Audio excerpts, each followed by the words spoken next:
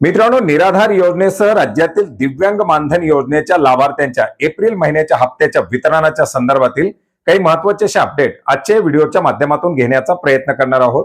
मित्रांनो, निराधार योजनेच्या मानधनाच्या वितरणासाठीच्या प्रक्रिया 9 एप्रिल 2026 पासून 10 एप्रिल 2026 रात्री 9 वाजेपर्यंत पार पाडण्यात आलेल्या आहेत.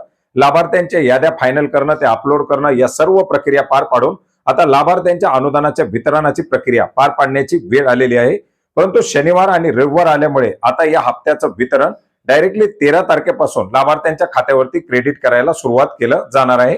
मित्रांनो, सोमवारपासून निराधार योजनेच्या लाभार्थ्यांच्या खात्यावरती त्यांचं एप्रिल महिन्याचं मानधन जमा केलं जाणार आहे.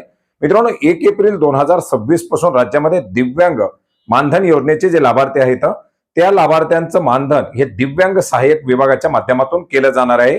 तर समाज कल्याण विभागाच्या माध्यमातून निराधार योजनेचं मानधन वितरण केलं जाणार आहे. आणि हे दोन्ही मानधन, ज्याच्यामध्ये निराधार योजनेचे 1500 रुपये तर दिव्यांग वेतन योजनेच्या अंतर्गत पात्र असलेल्या लाभार्थ्यांचं 2500 रुपये अर्थात 2500 रुपयाचं मानधन हे 13 तारखेपासून त्यांच्या खात्यामध्ये क्रेडिट केलं जाणार आहे.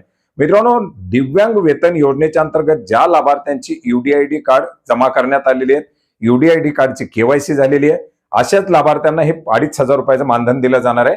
तर निराधार योजनेच्या अंतर्गत 30 एप्रिल 2026 पर्यंत ज्या लाभार्थ्यांनी आपले आधार संलग्न केलेले नाहीत अशा आधार लिंक करण्यासाठी सांगण्यात आलेले, अन्यथा त्या लाभार्थ्यांचे सुद्धा येणारे हप्ते बंद केले जाणार आहेत. मित्रांनो, एप्रिल महिन्याचा हप्ता वितरित केला जात असताना सुद्धा ज्या लाभार्थ्याचे आधार संलग्न करण्यात आलेले नाहीत अशा लाभार्थ्यांचं मानधन वितरित केलं जाणार नाही. त्याच्यामुळे आपलं जर आधार सीडिंग बाकी असेल तर आपला आधार, आपली जी काही बँकेच्या संदर्भातील कागदपत्र ही आपल्या तहसील कार्यालयामध्ये जमा करण्याचा प्रयत्न करा, जेणेकरून आपलं मानधन बंद होणार नाही आणि बंद झालेलं असेल तर ते पुन्हा एकदा चालू होईल. आपण या योजनेच्या अंतर्गत पात्र आहात का, अपात्र आहात, आपला हप्ता येणार का, आला तर तो वितरित झालाय का, हे सर्व आता आपण ऑनलाईन पद्धतीने पाहू शकता. याच्याबद्दल आपण यापूर्वीच एका व्हिडिओच्या माध्यमातून माहिती घेतलेली आहे. तो व्हिडिओ जर पाहिलेला नसेल तर वरती सजेशन मध्ये त्याची लिंक आहे, खाली डिस्क्रिप्शन बॉक्समध्ये सुद्धा लिंक दिलेली आहे. आणि जर तुम्हाला ते पाहता आलं नाही तर कमेंट करा, कमेंटमध्ये सुद्धा तुम्हाला त्याची लिंक मी नक्की देण्याचा प्रयत्न करेल. भेटूयात नवीन माहितीसह, नवीन अपडेटसह. धन्यवाद.